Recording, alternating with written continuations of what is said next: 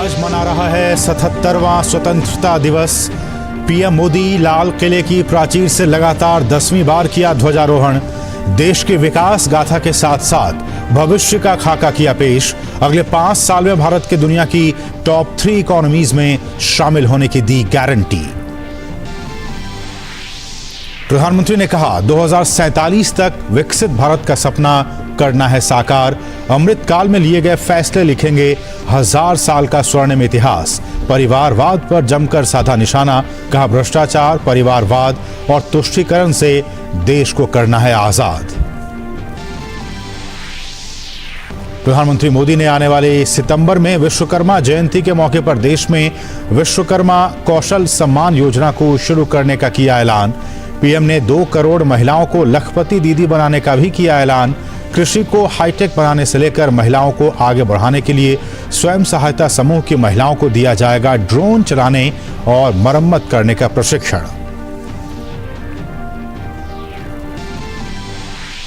कश्मीर से कन्याकुमारी तक देशभक्ति के रंग में डूबा पूरा देश। राज्यों और केंद्र शासित प्रदेशों में मनाया जा रहा है जश्न आजादी।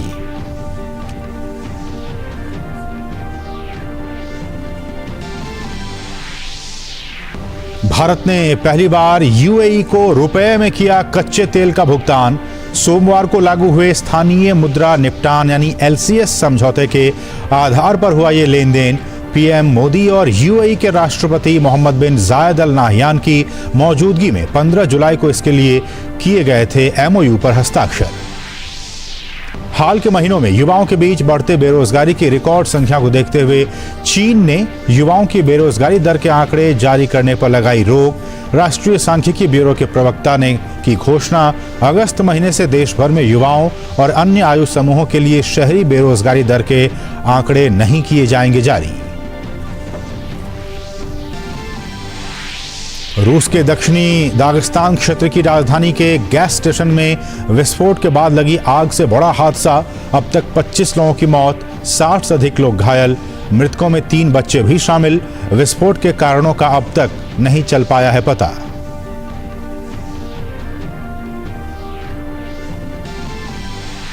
और बाकू में चल रहे शतरंज विश्व कप के क्वार्टर फाइनल में पहुंचे विदित गुजराती। रूसी शतरंज मास्टर को 2-0 से दी करारी शिकस्त। अंतिम 8 के खिलाड़ियों में 4 भारतीय शामिल। हरिका द्रोणावल्ली क्वार्टर फाइनल में हार कर हुई बाहर। नमस्कार, डीडी न्यूज में आप सभी का बहुत बहुत स्वागत है और आप सभी को 77वें स्वतंत्रता दिवस की बहुत बहुत शुभकामनाएं। मैं हूं असीम मिश्रा। स्वतंत्रता दिवस आज पूरे देश में मनाया जा रहा है। प्रधानमंत्री नरेंद्र मोदी ने आज 77वें स्वतंत्रता दिवस के मौके पर लाल किले की प्राचीर से ध्वजारोहण किया। ध्वजारोहण के बाद वायुसेना के हेलीकॉप्टरों ने फूलों की बारिश की।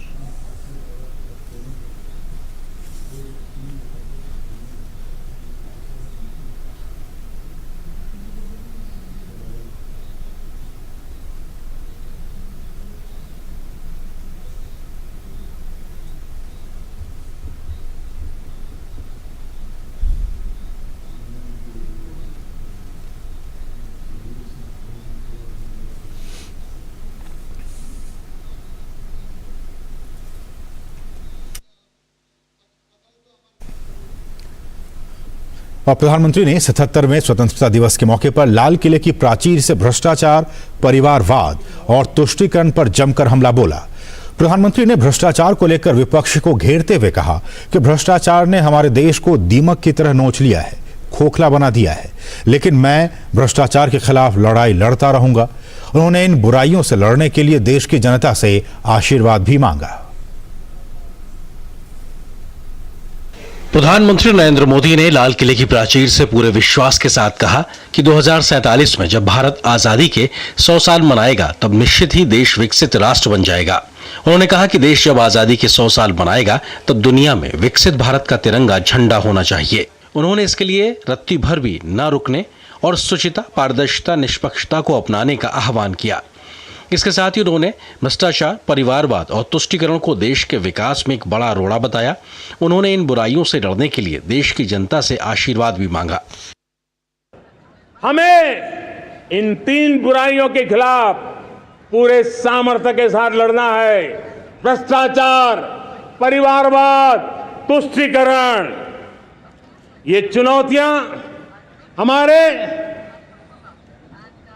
ये ऐसी चीजें पनपी है जो हमारे देश के लोगों का जो आकांक्षा है उसका दमन करती है।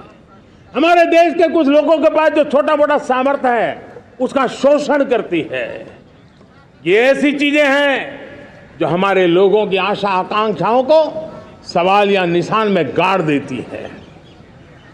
हमारे गरीब हो, हमारे दलित हो, हमारे पिछड़े हो, हमारे पसमानदा हो, हमारे आदिवासी भाई बहन हो, हमारी माताएं बहनें हो, हमने सबने उनके हकों के लिए इन तीन बुराइयों से मुक्ति पानी है।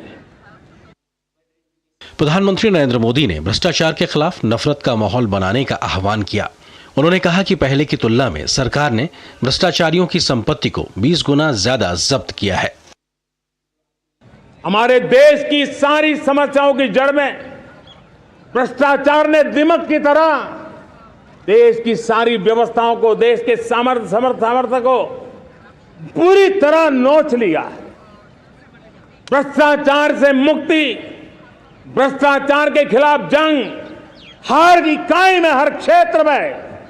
और मैं देशवासियों, मेरे प्रिय परिवारजनों, ये मोदी के जीवन का कमिटमेंट है कि मैं भ्रष्टाचार के खिलाफ लड़ाई लड़ता रहूंगा। भ्रष्टाचारियों की संपत्ति जो हमने जब्त की है ना, वो पहले की तुलना में 20 गुना ज्यादा की है। मेरे प्यारे परिवारजनों, ये आपकी कमाई का पैसा लोग लेकर के भागे थे। 20 गुना ज्यादा संपत्ति को जब्त करने का, और इसलिए लोगों की मेरे प्रति नाराजगी होना बहुत स्वाभाविक है। प्रधानमंत्री ने कहा कि भ्रष्टाचार के राक्षस ने देश को दबोच रखा था और घोटालों के कारण देश की अर्थव्यवस्था डावाडोल हो गई थी। उन्होंने बताया कि सरकार ने लीकेज को बंद करने का काम किया है। जब हम लोग 14 में आए थे तो हम वैश्विक अर्थव्यवस्था में 10वें नंबर पर थे, और आज 140 करोड़ देशवासियों का पुरुषार्थ रंग लाया है कि हम विश्व की अर्थव्यवस्था में 5वें नंबर पर पहुंच चुके हैं। और ये ऐसे ही नहीं हुआ है। जो भ्रष्टाचार का राक्षस देश को दबोचे हुए थे, लाखों करोड़ के घोटाले अर्थव्यवस्था को डावाडोल कर रहे थे, गवर्नेंस फ्रेजाइल फाइल में देश की पहचान होने लगी थी, लीकेजेस को हमने बंद किया, मजबूत अर्थव्यवस्था बनाई, हमने गरीब कल्याण के लिए ज्यादा से ज्यादा धन खर्चने का प्रयास किया। प्रधानमंत्री मोदी ने दायित्व बोध का एहसास कराते हुए समृद्ध, संतुलित और सामाजिक न्याय की धरोहर वाला देश बनाने की सभी से अपील की है। उन्होंने कहा कि हमें एक ऐसा देश बनाना है जो छोटी छोटी चीजों के लिए कभी संघर्ष न करे। Bureau report, DD news. और देश के 77वें स्वतंत्रता दिवस के मौके पर पीएम मोदी ने देश के विकास में महिलाओं और युवाओं के विकास का भी विशेष तौर पर उल्लेख किया। आज मेरे युवाओं ने दुनिया में पहले 3 स्टार्टअप इकोसिस्टम में भारत को स्थान दिला दिया है। विश्व के युवाओं को अचंभा हो रहा है भारत के इस सामर्थ्य को लेकर के, भारत की इस ताकत को देख करके। आज दुनिया टेक्नोलॉजी ड्रिवन है और आने वाला युग टेक्नोलॉजी से प्रभावित रहने वाला है, और तब टेक्नोलॉजी में भारत की जो टैलेंट है उसकी एक नई भूमिका रहने वाली है। मेरे देश की 100 जितनी स्कूल ऐसी हैं जहां के बच्चे सैटेलाइट बना करके सैटेलाइट छोड़ने की तैयारियां कर रही है, नए वैज्ञानिकों का गर्भाधान कर रही है। आज हजारों टिंकरिंग लैब लाखों बच्चों को साइंस और टेक्नोलॉजी की राह पर आगे बढ़ने के लिए प्रेरणा दे रही हैं। मैं मेरे देश के नौजवानों को कहना चाहता हूं, अवसरों की कमी नहीं है। आप जितने अवसर चाहेंगे, ये देश आसमान से भी ज्यादा अवसर आपने देने का सामर्थ्य रखता है। देश में आगे बढ़ाने के लिए एक अतिरिक्त शक्ति का सामर्थ्य भारत को आगे ले जाने वाला है, और वो है विमेन लेड डेवलपमेंट। आज भारत गर्व से कह सकता है कि दुनिया में नागरिक उड्डयन में अगर किसी एक देश में सबसे ज्यादा विमेन पायलट हैं तो मेरे देश में है। आज चंद्रयान की गति हो, मून मिशन की बात हो, मेरी विमेन साइंटिस्ट उसका नेतृत्व कर रहे हैं। और जब G20 में मैंने विमेन लेड डेवलपमेंट के विषय को आगे बढ़ाया है तो पूरा G20 समूह इसके महत्व को स्वीकार कर रहा है। एक देश में दौरा कर रहा था तो वहां एक बहुत ही सीनियर मिनिस्टर, उसने मुझे एक सवाल पूछा। उसने कहा, आपके यहां बेटियां साइंस और इंजीनियरिंग के विषयों की पढ़ाई करती हैं क्या? उसमें क्या था? मैंने उनको कहा, आज मेरे देश में लड़कों से ज्यादा बेटियां आज स्टेम यानी साइंस, टेक्नोलॉजी, इंजीनियरिंग और मैथ्स अधिकतम भाग मेरी बेटियां ले रही है। तो उनके लिए अचरज था। ये सामर्थ्य आज हमारे देश का देख रहा है। मेरा सपना है 2 करोड़ लखपति दीदी बनाने का, और इसके लिए एक नया अभिगम भेजा। साइंस और टेक्नोलॉजी, हमारे गांव की महिलाओं का भी सामर्थ्य देखता हूं मैं, और इसलिए हम एक नई योजना सोच रहे हैं कि हमारे एग्रीकल्चर सेक्टर में टेक्नोलॉजी आए, एग्रीटेक को बल मिले। इसलिए विमेन सेल्फ हेल्प ग्रुप की बहनों को हम ट्रेनिंग देंगे, ड्रोन चलाने की, ड्रोन रिपेयरिंग की हम ट्रेनिंग देंगे।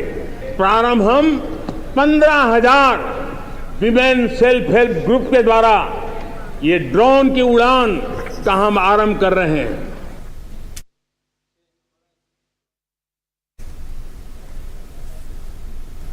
और प्रधानमंत्री ने जहां एक और बीते 9 साल में देश की उपलब्धियों का लेखा जोखा जनता के सामने रखा, वहीं दूसरी ओर एक विकसित भारत का लक्ष्य भी सबके सामने रखा। 2014 में और 2019 में आपने एक सरकार फॉर्म की तो मोदी में रिफॉर्म करने की हिम्मत आई, और जब ब्यूरोक्रेसी ने ट्रांसफॉर्म करने के लिए परफॉर्म करने की जिम्मेवारी बखूबी निभाई और जनता जनार्दन जुड़ गई तो वो ट्रांसफॉर्म होता भी नजर आ रहा है। लगातार 10वीं बार यह अवसर रहा जब प्रधानमंत्री नरेंद्र मोदी ने लाल किले की प्राचीर से ध्वजारोहण किया। साल 2014 के बाद प्रधानमंत्री के कुशल स्थिर नेतृत्व में भारत ने जहां दुनिया की 10वीं अर्थव्यवस्था से 5वीं बड़ी अर्थव्यवस्था तक छलांग लगाई है, वहीं दुनिया के पहले 3 स्टार्टअप इकोसिस्टम में भी भारत शामिल है। मैं 10 साल का हिसाब तिरंगे की साक्षी में लाल किले की प्राचीर से मेरे देशवासियों को दे रहा हूं। आंकड़े देख करके आपको लगेगा इतना बड़ा बदलाव, इतना बड़ा सामर्थ्य। 10 साल पहले राज्यों को 30 लाख करोड़ रुपए भारत सरकार की तरफ से जाते थे। पिछले 9 साल में यह आंकड़ा 100 लाख करोड़ पर पहुंचा है। पहले गरीबों के घर बनाने के लिए 90,000 करोड़ रुपया खर्च होता था, आज वो 4 गुना होकर के 4 लाख करोड़ से भी ज्यादा खर्च गरीबों के घर बनाने के लिए हो रहा है। यूरिया सब्सिडी हो या फिर युवाओं के रोजगार स्वरोजगार को बढ़ावा देने के लिए वित्तीय मदद पहुंचाने वाली मुद्रा योजना, या फिर किसान सम्मान निधि योजना, या बात करें इंफ्रा विकास परियोजना या सामाजिक कल्याण योजनाओं की, लोगों को इन सब का सीधा फायदा मिला है। यही वजह है कि 13.5 करोड़ लोगों को इस दौरान गरीबी से भी आजादी मिली है। 13.5 करोड़ लोग गरीबी की इस मुसीबतों से बाहर निकलते हैं, तो कैसी कैसी योजनाएं उनको मदद दी है। उनको आवास योजना का लाभ मिलना, पीएम स्वनिधि से 50,000 करोड़ रुपया रेहड़ी पटरी वालों तक पहुंचाया है। आने वाली विश्वकर्मा जयंती पर विश्वकर्मा योजना लॉन्च करेंगे और करीब 13-15 हजार करोड़ से उसका प्रारंभ करेंगे। चहुमुखी विकास, तकनीक और स्टार्टअप के इकोसिस्टम ने देश के सामर्थ्य को कई गुना बढ़ा दिया है। ये है संकल्प शक्ति कुछ कर गुजरने की। प्रधानमंत्री ने बताया कि भारत का राष्ट्रीय चरित्र पुरुषार्थी हो, पराक्रमी हो, प्रखर हो, ओजस्वी हो और तेजस्वी हो। देश के पास आज एक ऐसी सरकार है, वो सर्वजन हिताय सर्वजन सुखाय, देश के संतुलित विकास के लिए समय का पल पल और जनता की पाई पाई, जनता की भलाई के लिए लगा रही है। हमारे हर निर्णय, हमारे हर दिशा, उसका एक ही मानदंड है, नेशन फर्स्ट, राष्ट्र प्रथम। और राष्ट्र प्रथम यही दूरगामी परिणाम, सकारात्मक परिणाम पैदा करने वाला है। भारत मानवीय संवेदनाओं को केंद्र में रखकर विकास करने की अगुवाई भी कर रहा है और साल 2047 तक एक विकसित देश के संकल्प को सिद्ध करने की ओर चल भी पड़ा है। ये नया भारत है, ये आत्मविश्वास से भरा हुआ भारत है, ये संकल्पों को चरितार्थ करने के लिए जी जान से जुटा हुआ भारत है। और इसलिए ये भारत न रुकता है, ये भारत न थकता है, ये भारत न हाँफता है और न ही ये भारत हारता है। लाल किले की ऐतिहासिक प्राचीर से प्रधानमंत्री ने रक्षा सुरक्षा को लेकर भी देश की उपलब्धियों को जनसाधारण के सामने रखा। वहीं उन्होंने एक आधुनिक, सशक्त, समृद्ध और विकसित भारत का रोड मैप भी रखा। उन्होंने कहा कि देश के पास 3 ऐसे डी हैं जो हर सपने को साकार करने का सामर्थ्य रखते हैं, और वो हैं डेमोग्राफी, डेमोक्रेसी और diversity. Bureau report, DD news. और देश 77वें स्वतंत्रता दिवस का जश्न मना रहा है। हर साल की तरह स्वतंत्रता दिवस पर इस बार भी 21 तोपों की सलामी दी गई, लेकिन ये पहली बार है जब स्वदेशी तोपों से सलामी दी गई। स्वतंत्रता दिवस पर इसका प्रमाण भी देखने को मिला कि पीएम मोदी के मेक इन इंडिया के सपने को साकार करते हुए देश रक्षा क्षेत्र में आत्मनिर्भरता हासिल करने की राह पर कितनी तेजी से आगे बढ़ रहा है। इस साल स्वदेशी 105 mm लाइट फील्ड गनों का इस्तेमाल किया गया। पहली बार 21 तोपों की सलामी स्वदेशी 105 मिलीमीटर लाइट फील्ड गन द्वारा दी गई है। इनमें से 8 तोपों को लाल किले परिसर में तैनात किया गया था। पिछले साल ब्रिटिश पाउंडर गन ने लाल किले पर ध्वजारोहण के दौरान सलामी दी थी। पाउंडर गन ने 20 राउंड फायर किए थे, जबकि 1 राउंड फायर स्वदेशी 155 mm ATAGS से किया गया था। इस साल गणतंत्र दिवस में ब्रिटिश पाउडर गन की जगह स्वदेशी 105 mm स्वदेशी फील्ड गन से सलामी दी गई थी। दरअसल 105 मिलीमीटर इंडियन फील्ड गन एक तरह की स्वदेशी तोप है। इसको आप एक शक्तिशाली रेंज वाला हथियार के तौर पर भी देख सकते हैं। ये फील्ड गन अब भारतीय सेना में बड़े पैमाने पर उपयोग की जा रही है। भारतीय सेना द्वारा इस्तेमाल की जाने वाली 25 पाउंडर बंदूकों को बदलने के मकसद से 105 mm भारतीय फील्ड गन को armament research and development establishment यानी ARDE द्वारा डिजाइन और विकसित किया गया है। 105 mm लाइट फील्ड गन के लिए गोला बारूद भी भारत में ही विकसित किया गया है, जिसको अंबाझारी और चंद्रपुर में आयुध कारखानों में बनाया जाता है। 105 mm लाइट फील्ड गन अपनी पोर्टेबिलिटी के कारण पहाड़ी और अन्य कठिन इलाकों के लिए बहुत उपयोगी है।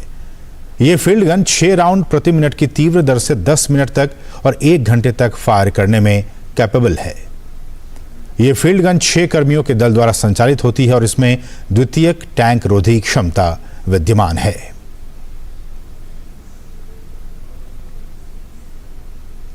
और यहां रुकें छोटे से ब्रेक के लिए। आप देखते रहिए डीडी न्यूज।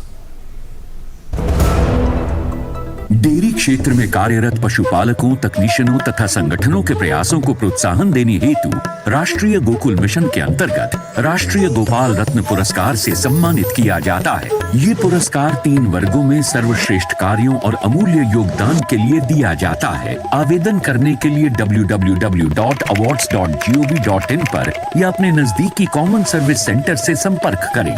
आवेदन की अवधि 15 अगस्त से 15 सितंबर 2023 है। राष्ट्रीय गोपाल रत्न पुरस्कार 2023।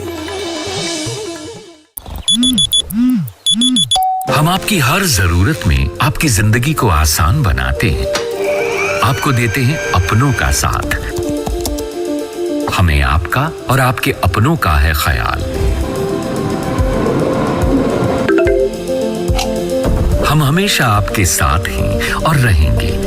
हम हैं REC, ऊर्जा का सृजन, राष्ट्र का निर्माण, ऊर्जा का विस्तार, असीमित और अनंत ऊर्जा। डेयरी क्षेत्र में कार्यरत पशुपालकों, तकनीशियनों तथा संगठनों के प्रयासों को प्रोत्साहन देने हेतु राष्ट्रीय गोकुल मिशन के अंतर्गत राष्ट्रीय गोपाल रत्न पुरस्कार से सम्मानित किया जाता है। ये पुरस्कार 3 वर्गों में सर्वश्रेष्ठ कार्यों और अमूल्य योगदान के लिए दिया जाता है। आवेदन करने के लिए www.awards.gov.in पर या अपने नजदीकी कॉमन सर्विस सेंटर से संपर्क करें। आवेदन की अवधि 15 अगस्त से 15 सितंबर 2023 है। राष्ट्रीय गोपाल रत्न पुरस्कार 2023। जिनके बलिदानों से मिली हमें आजादी, ये है उन वीर सपूतों की कर्म भूमि। जो दिन रात करते हैं इसकी रक्षा, ये है उन वीर जवानों की भूमि। जो मेहनत से सींचकर भरते हैं पेट देश का, ये है उन किसानों की भूमि। जिन्हें गर्व है अपने तिरंगे पर, ये है उन स्वाभिमानी भारतीयों की भूमि। जहां लोग शांति और प्रेम से रहते हैं, वो है हम सबकी भारत भूमि। स्वतंत्रता दिवस के इस पर्व पर पूरे विश्व में बसे हुए भारतीयों को एग्रीकल्चर इंश्योरेंस कंपनी की ओर से हार्दिक शुभकामनाएं। आइए इस स्वतंत्रता दिवस पर हम सब प्रण लें और साथ मिलकर बढ़ाएं कदम एक उज्जवल भविष्य की ओर। जय हिंद। डेयरी क्षेत्र में कार्यरत पशुपालकों, तकनीशियनों तथा संगठनों के प्रयासों को प्रोत्साहन देने हेतु राष्ट्रीय गोकुल मिशन के अंतर्गत राष्ट्रीय गोपाल रत्न पुरस्कार से सम्मानित किया जाता है। ये पुरस्कार 3 वर्गों में सर्वश्रेष्ठ कार्यों और अमूल्य योगदान के लिए दिया जाता है। आवेदन करने के लिए www.awards.gov.in पर या अपने नजदीकी कॉमन सर्विस सेंटर से संपर्क करें। आवेदन की अवधि 15 अगस्त से 15 सितंबर 2023 है। राष्ट्रीय गोपाल रत्न पुरस्कार 2023।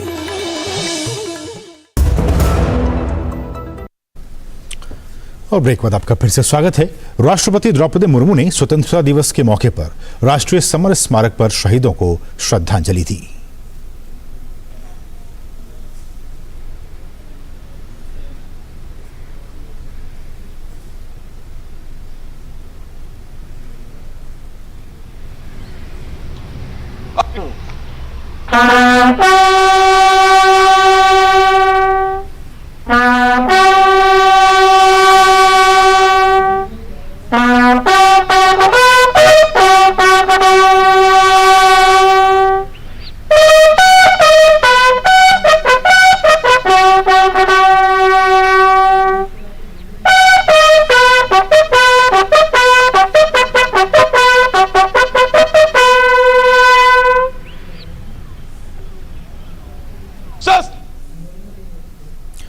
नागालैंड के सीएम नेफ्यू रियो ने कोहिमा में ध्वजारोहण किया और स्वतंत्रता दिवस समारोह में हिस्सा लिया।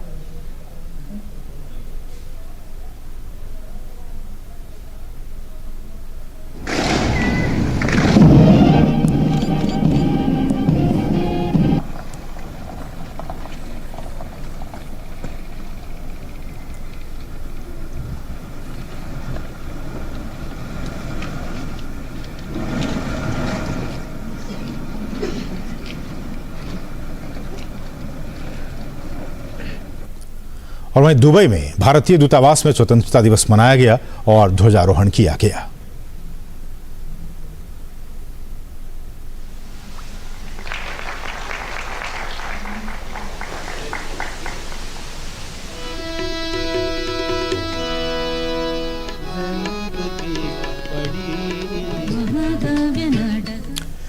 अमेरिका के एक प्रतिनिधिमंडल ने राजघाट जाकर महात्मा गांधी की समाधि पर जाकर उन्हें श्रद्धांजलि अर्पित की। इस मौके पर उन्होंने आगंतुक पुस्तिका पर हस्ताक्षर भी किए।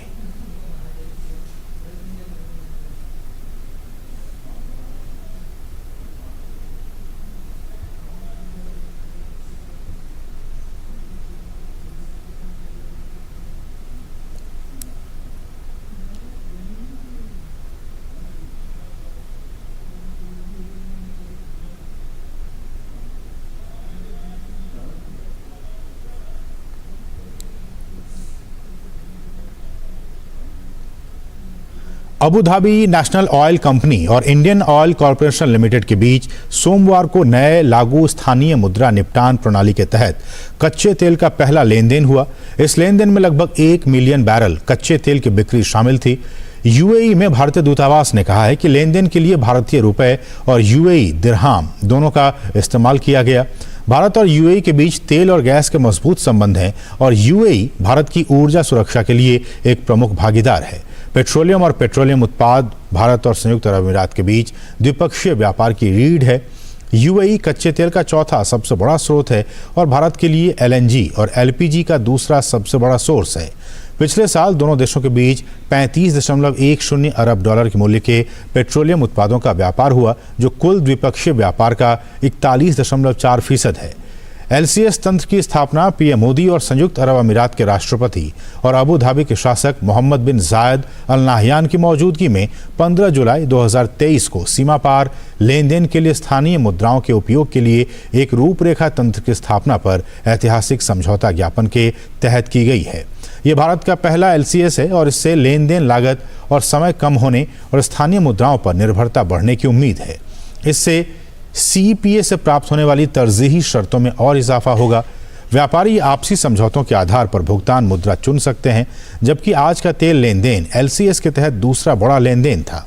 पहला लेन देन 15 जुलाई को समझौता ज्ञापन के आदान प्रदान के दिन हुआ था। इसमें यूएई के एक प्रमुख सोने के निर्यातक से भारत में एक खरीदार को लगभग 12.84 करोड़ रुपए में 25 किलो सोने की बिक्री शामिल थी।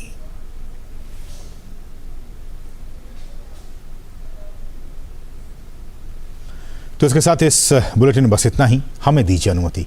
नमस्कार।